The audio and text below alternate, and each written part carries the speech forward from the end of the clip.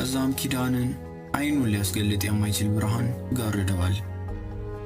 ሐሳቡን ሰብስቦ አይኑን በገለጠበት ሰዓትም በአግራሞት ፈዞ ይቀራል። በታሪክ ብቻ የሚታወቁ ግሩም የሚያንጸባርቁ አንበሶች፣ አይናቸው በፍቅር የተሞሉ ጅቦች እንዲሁም የሚያበሩ ወፎችን ይመለከታል።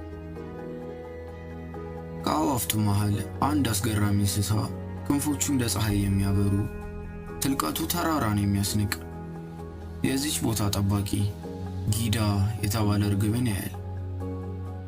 በስውሩ ሸለቆ መሃልም ድንጋዮች ክብ ሰርተው ቁጭ ያሉበት አንድ ቦታ ነበር።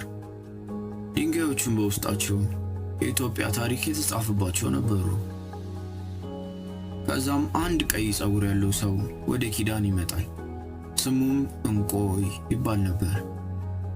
የስውሩ ሸለቆ ዋና ጠባቂም ነበር።